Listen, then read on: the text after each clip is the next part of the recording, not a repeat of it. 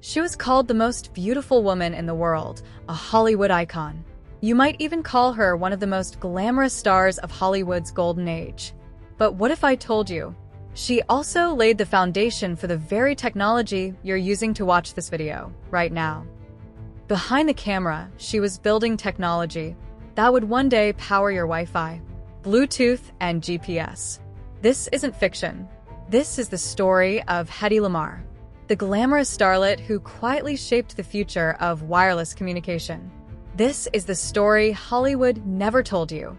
The year is 1938. A 24-year-old Austrian actress arrives in the US. After escaping a controlling husband and a continent on the brink of war, by the time she reached Hollywood, she had already been labeled a global sensation.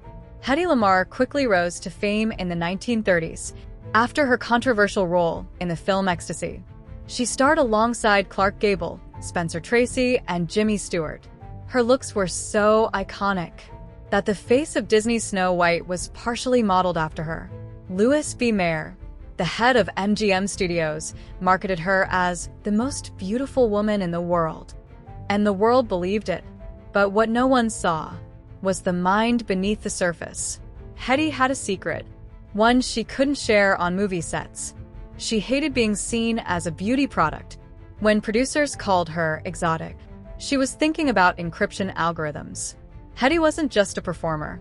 She was sharp, fluent in multiple languages, with a fascination for engineering and problem-solving.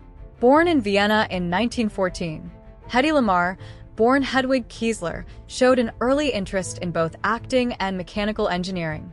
Her father, a banker, often took her on walks, explaining how things worked: elevators, streetcars, radios. By age 5, she was dismantling music boxes just to see what made them tick. But her path took a detour. At 18, she starred in Ecstasy, becoming an instant sensation and drawing the attention of Fritz Mandl, a wealthy arms dealer. Closely tied to Mussolini and Hitler, she married him. But it was a gilded cage, filled with military dinner parties and blueprints on the table. He tried to keep her hidden, so she listened in on his war meetings instead, quietly absorbing knowledge about weapons technology. Eventually, she fled Mandl, disguised as a maid, and found her way to Hollywood. By the time she reached the US, she brought not only her beauty and acting skills, but a front-row education in European weaponry and communication systems. While the studios wanted her to smile, pose, and sell perfume, Hedy had other plans. She kept a workbench in her trailer between takes. She read about electronics. She studied radio frequencies. And one night at a party, she met a man who would help her change the future of communication. His name was George Antheil, an experimental composer, known for using synchronized player pianos. In 1940, Hedy teamed up with George Antheil. Together, they had a wild idea. What if you could use randomly changing frequencies to make it impossible for enemies to jam radio signals? They considered using a synchronized, random pattern of frequencies to control torpedoes so enemy forces couldn't jam them. No one in the US Navy had considered this seriously. Their invention was called frequency hopping spread spectrum, and it was intended for torpedo guidance systems. Antheil's background in synchronized player piano rolls helped them prototype a system where transmitter and receiver would hop across frequencies in sync, like a secret code. The result? Secured, unjammable communication. A breakthrough that would later form the backbone of Bluetooth, Wi-Fi, GPS, and secure military communications. In 1942, they received a US patent. Hedy had officially become a wartime inventor. But there was a problem. The Navy rejected it. They said the idea was too complex, that using player piano rolls in torpedoes was impractical. Instead, they told her to focus on fundraising, to use her fame to sell war bonds. So, she did. She raised over $7 million in one night alone. But her invention? It gathered dust. The military shelved it. Decades passed. The patent expired.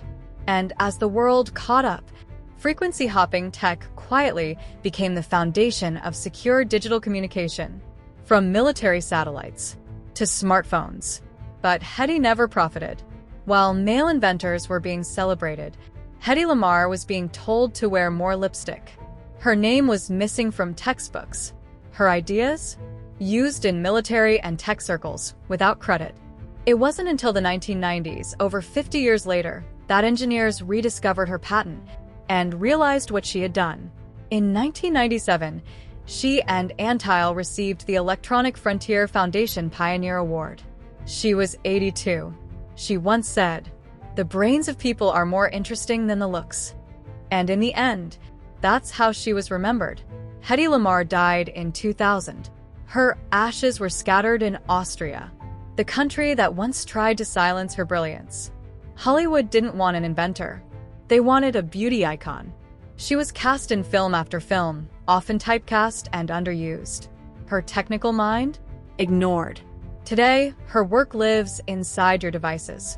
Every time you use Bluetooth earbuds, connect to Wi-Fi, or check your GPS, you're standing on the invisible shoulders of Hedy Lamarr, an inventor, a pioneer, a forgotten genius.